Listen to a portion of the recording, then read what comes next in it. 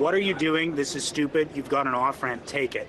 That to me sounds like you're talking about Danielle Smith and the Alberta referendum question. I was talking to Minister Roberts. But can you clarify what you were discussing in that point in time? Because the scrum was about what the Smith had done. No, it was about Minister Roberts. So look, I have... The liberal machine is breaking. The illusion is combusting.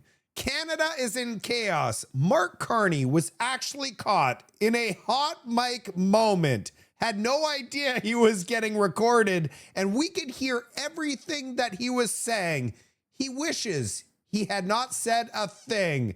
Then reporters asked him about the hot mic moment, and he froze in time like the movie Frozen. He was in complete shock, and Stephen Guilbeault has announced his resignation.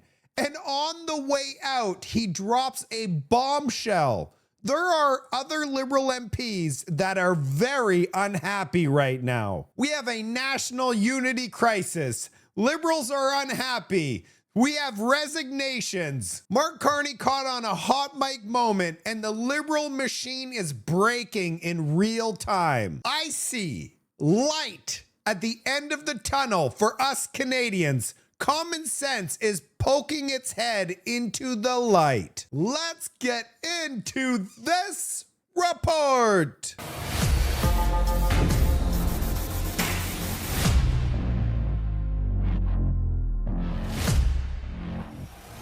We're going to start off this episode with explosive, brand new information. Mark Carney just confirmed that he will not be releasing a single thing about the secret MOU he signed with China, where we're sharing secret security information with Beijing. Yeah, that agreement. Does the visit of China's Foreign Minister Wang Yi later this week pave the way for a visit by President Xi Jinping? And you said previously that there are guardrails in place in Canada against foreign interference, yet your government has not released publicly the RCMP MOU signed with Chinese police. Why is that? We don't make a habit. I'll answer the second part of the question first. We don't make a habit of releasing security documents with other governments for reasons of operational security. That is standard practice for this government, previous governments as well. So I don't see a reason to change that in this circumstance. So thank you for that question, but that's our policy, and that's what we stay to. I look forward to the visit of China's foreign minister tomorrow. I will have a chance to meet with him. It'll be a valuable exchange of views, and I appreciate his arrival. Thank you. This is actually unbelievable, Canada. These are just a small amount of articles about why we should be concerned about this. For example, the top one, China secretly executes 4 Canadians. A former prisoner explains why. China's behind disinformation campaign targeting Mark Carney, security officials say. They helped Mark Carney get elected. Threat of China. Reason for year-round presence in the Arctic. Liberal MP allegedly tied to Chinese interference. Canada's spy chief, Michael Kovrig, warns China remains major threat in national security. This is by far the most explosive thing I've seen in Canada in I can't even remember. So there's no surprise. Frank Caputo's been asking for that MOU we signed with China since we signed that agreement. The Conservatives are furious today, and so are millions upon millions of Canadians. Beijing, Canada's greatest security threat. That was during the election. Despite this, within a year, he signed a memorandum of understanding with Communist China as it relates to security matters. I have been asking for that memorandum of understanding for over 5 months. The minister, the prime minister have refused to disclose it. When will they produce the memorandum of understanding that was signed with Communist China? The Honourable Minister of Public Safety. Mr. Speaker, let's be clear. Canada has had an MOU with China on combating crime in various forms since 2010. These have never been made public. As with the potential release of any sensitive national security document, we're carefully following the advice of our intelligence and law enforcement agencies. We will continue to work collaboratively with international and law enforcement partners to combat transnational criminal networks to keep Canadians safe. And Canada will always be guided by three principles, Mr. Speaker, including the rule of law, protection of Canadians, and the defense of Canada. The honourable member for Kamloops Thompson Nicolau. Mr. Speaker, if the minister wants to talk about history, let's talk about history. When did the Prime Minister in the past call Beijing Canada's greatest security threat and then just within a year sign a memorandum of understanding? Never before had we heard stories of foreign interference to the same degree. Never before had a Prime Minister said exactly what he said. So why is he unprepared to shine the light, Mr. Speaker? These Liberals don't want to shine the light. They don't want to inform Canadians. Inform Canadians, will they do it today? Yes or no? Well done. The Honourable Minister of Public Safety. Mr. Speaker, let me reiterate that we've had some form of an agreement on safety and security since 2010 with China. They've never been made public, Mr. Speaker, including under the opposition who were in government at that time. We will continue to work in collaboration. What did they sign, Canada? What did they sign? If they're hiding it, it must be really, really bad. Because if they're hiding it from Canadians, there must be something that they signed that they don't want you to see. Do you trust these Liberals? Do you trust them to sign a secret deal with China and say, everything is fine? We've been doing deals with China since 2010. There's nothing to worry about. How do you feel about that, Canada? The real problem is the level of incompetence within this Liberal government is so concerning. I mean, a 5-year-old would do a better job than the people that they put in charge in the most important files. This meme says it all. You're gonna live with me now. Huh? Yeah, I'm gonna take care of you. We're gonna move on to immigration madness. We're offering free healthcare to non-Canadians. They're getting better healthcare than actual Canadians, the ones that are living here. Liberals say they have a duty to take care of the most vulnerable people around the world. Actual Canadians, they could go to the food bank. They could also live in tent cities. And if you don't like that, you could just have MAID. Criminals should be prosecuted and jailed to the full extent of the law.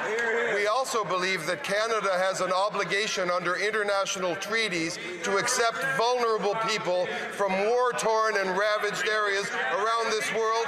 And every single Canadian I know, except perhaps that member, would give care to a vulnerable human being who arrives on Canadian shores and needed our care.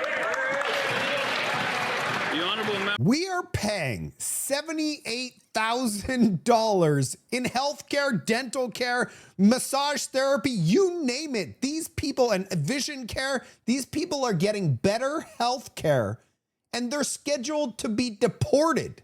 They should be deported already. We're spending $1.5 billion over the next several years to pay for this healthcare. The Liberals really don't care. They don't care if you can't afford to eat. They don't care if you can't afford rent. They don't care if your children that are adults now are living in your basement forever because they can't afford to buy a home in Canada. They also don't care that the youth unemployment rate is at record levels across Canada. People are not able to find jobs, and we found out 37,000 Canadians have filed for bankruptcy since the beginning of this year. And what does Mark Carney do? Steaks, caviar, expensive wine, 3 flights, $200,000. You go to the food bank. Canadians were billed $195,000 for in-flight catering by the Prime Minister for 3 trips. Scottish salmon fillet, sautéed beef with world-famous creamy sauce, and for dessert, luxury Normandy buttercups. Every dollar this Prime Minister spent on his elite palate was first taken from a hard-working Canadian. This Prime Minister means more costs, more taxes, more debt, and more on the national credit card. Will he cut out his fine dining and rein in his inflationary spending so Canadians can afford to eat? There you go. How do you spend $200,000 in in-flight catering for 3 flights? Like, what are they eating? Is everything that he's eating wrapped in gold? That's the question I have. We also found out, and they didn't say this in this part, but they probably should have, that Mark Carney spent $250,000 for Wi-Fi when he went to Egypt to go see Donald Trump. That emergency flight, oh, and the flight was $500,000. The Uber flight, plus $250,000 for Wi-Fi. He just couldn't wait for a Canadian plane. They are so out of touch with how the regular Canadians are doing in Canada. Let's see the Liberal response to this. Honourable Government House Leader. Mr. Speaker, when the Prime Minister travels, you know what happens? He brings back jobs, he brings back investment, he brings back opportunity for Indigenous people to participate with equity in projects. He brings back technology. Indigenous people, we want them to do well, but they represent 5% of the total population of Canada. And he says he's going around the world to benefit the Indigenous people in Canada. What about the other 95% of Canadians? Then he says that Mark Carney's traveling around the world to bring back hundreds of thousands of high-paying jobs for Canadians. In the first 3 months of this year, Canada has lost 114,000 full-time jobs. Just stop traveling, Mark Carney, because every time he leaves the country, we lose tens of thousands of jobs. He brings back expertise. He brings back military and industrial benefits to Canada. The Prime Minister travels. Oh, yes, he does. And you know what he does? He brings back jobs and investment and energy to Canada. And energy to Canada. I thought we were an energy superpower and we're offloading our energy to the whole world. But Mark Carney's now traveling around the world to bring back energy to Canada. Did you get that? We got to hear that again. Back jobs and investment and energy to Canada. Holy crap. He's bringing back energy and jobs into Canada. That's why Mark Carney needs to spend $200,000 for 3 flights and buy caviar, steak, lobster, wine. Who knows what else they're doing? And they refuse to release the list of who's attending all of these flights. Well justified. Well justified. Maybe we should increase it to $1 million for 3 flights, and we're going to get a whole lot more energy to come back into Canada. The Conservatives were not buying Mr. McKinnon's snake oil. Remember saying that $195,000 for steak and fine wine is necessary for the Prime Minister to do his job? Shameful. In April alone, Canadians saw gas rise 28%, food rise 3%, hydro rise 20%. At a time like this, Canadians expect fiscal restraint because for them, food and shelter is more than 125% of their income. So if the Prime Minister really wants luxury Normandy buttercups, can he just put it on his own credit card instead of the backs of Canadians? Yeah, I like that emotion. I want to see more people like this. Like, we're spending so much money on Mark Carney flying around the planet while he's taxing us to death in Canada.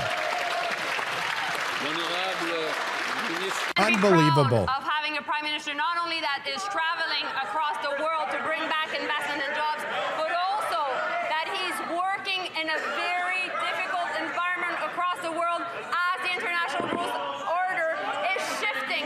That is what Canadians expect, that we are able to create jobs across this country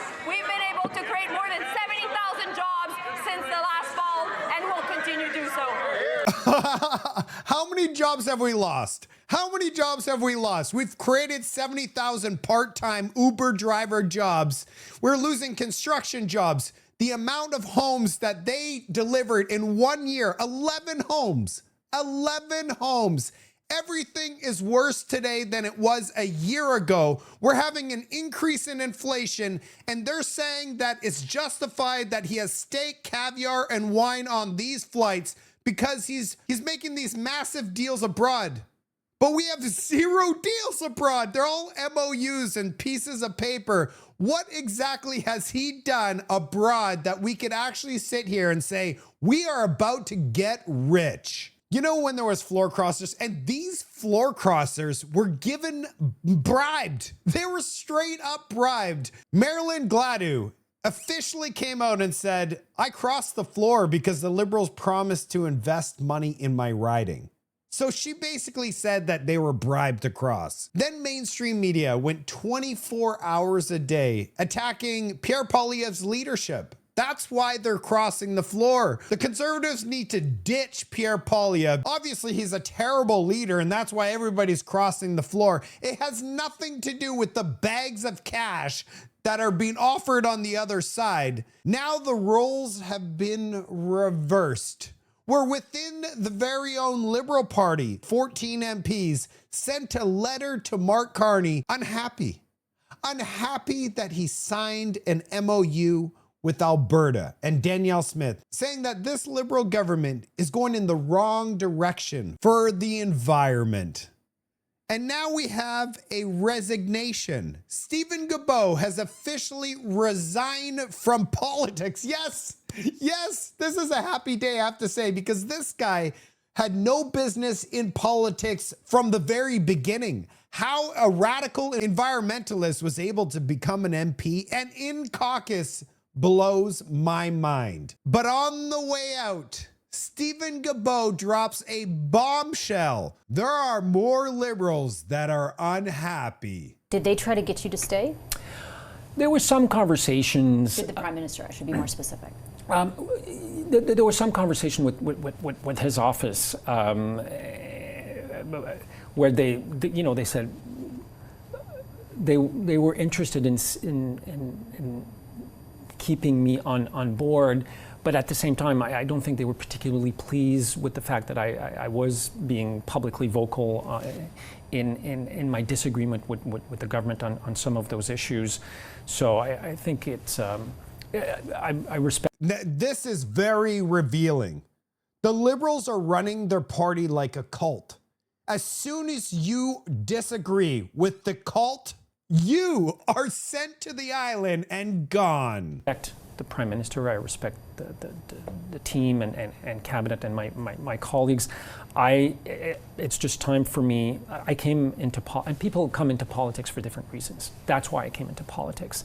And if I can't work on that and help move those issues inside politics, then I'm just going to go and do it somewhere else. Do you think the possibility exists for others to follow suit?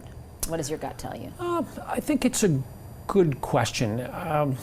I mean, as you know, in our parliamentary system, it's very rare to see a cabinet minister leave cabinet. That's true. Of their own. Usually you're asked to leave, or there's an election, there's a cabinet shuffle. But now he's leaving. I can tell you that I'm not the only one who's uncomfortable with what's happening. Other than that, I'm not sure what people will do. Is it Friday? Is it Friday? This is the best news I've heard this year. There's a bunch of Liberals that are unhappy right now, and they could also put in their resignation letter. With Stephen Guilbeault stepping down, they're only secured 1 seat majority, and there's 2 MPs that are stepping down, and there's going to be some by-elections. There's going to be 3 by-elections, and it's not guaranteed that the Liberals win all 3 like the last 3 that they just did. These 3 are up for grabs. The Liberals could literally lose their majority. All of these bad bills will come to a screeching stop, and in the fall, there could be a non-confidence vote, and this government's toast. I cannot wait. This year could be turning out to be a wonderful year for Canadians. Thank you for your service, Stephen Guilbeault. See ya later. Here's the best goodbye gift for Stephen Guilbeault, Peter MacKay last year. This is priceless, and I completely agree. This will give him more time to chain himself to a tree or scale a building or damage something and get arrested. Who knows? This is something that is fundamental to his beliefs, and he's not going to. I can't imagine him sticking around in any way. He could go chain himself to a tree. Good riddance. Mark Carney was caught on a hot mic moment. These are the moments that will haunt Mark Carney for the rest of his time. Yeah, I mean, what's your feeling? Would you back up? Back up. What are you doing? This is stupid because you've got an offer. Take it. I think that the headlines of what he's doing is enough. So I understand it. I will raise it. Okay. Say, Prime Minister? This is not. Look at that. Prime Minister, you need to stop talking. You are being recorded right now. This is the busted moment. What exactly did he say? Look, take a look at this. Let's go back to that. You need to be quiet, Mark Carney. You are being recorded and being busted in real time. Let's hear this again. Would you back up? Back up. What are you doing? This is stupid because you've got an offer. What are you doing, Danielle Smith? I gave you an off-ramp. It's stupid. Here's Mark Carney's full response to his hot mic moment. Yeah, Prime Minister, I'm hoping you can clarify some remarks that you made after the scrum on Monday. When you were leaving the press conference, you spoke with Minister Robertson, and I want to read what you set out. What are you doing? This is stupid. You've got an off-ramp. Take it. That to me sounds like you're talking about Danielle Smith and the Alberta referendum question. I was talking to Minister Robertson. But can you clarify what you were discussing at that point in time? Because the scrum was about what the Smith had done. No, it was about Minister Robertson. Look, I have, I think, if I'm gonna take your question about the relationship with Canada and Alberta, Canada and the federal government and the provinces, and we practice cooperative federalism. We work together. What we're focused on is making the federation work. We're doing that with Alberta with respect to a variety of aspects of energy. It's much more than a pipeline. It's nuclear. It's interconnects with British Columbia. It's a new industry of carbon capture. It's restarting the renewable market. It's getting a carbon market that actually works, that other provinces can be able to join, so we can broaden out a national carbon market. That's what we're doing there. We're here talking about defense industrial strategy, the benefits of the announcement we just made around the negotiations led by Secretary of State Fuhr and President Guzman on the Global Eye, and the fact that will bring a third of the production of those aircraft to Canada, of the global production, a minimum of a third to Canada, benefits for supply chains in Quebec and also across the country. That's what we're focused on, and that's the thing. That was not about the that's my answer is my answer. Thank you. My answer is my answer, and that's the thing. You know, this is the least transparent Prime Minister Canada has ever had. He barely shows up in the House of Commons. I was surprised he showed up in the House of Commons this week. He didn't show up in the House of Commons today. That's it for today's report. The Liberal machine is breaking. The illusion is combusting. Canada is in chaos right now. We have a national unity crisis. We have MPs resigning on Mark Carney. We have 14 MPs that are currently unhappy with the Liberal government. The Liberal machine is breaking. If there was a time in Canada where we could look up and say, hey, we might be heading towards that victory we're looking for, this is the moment. I can't wait to continue to report on all of this because the roof is coming down. Love to hear from you in the comments section. I'll see you on the next report.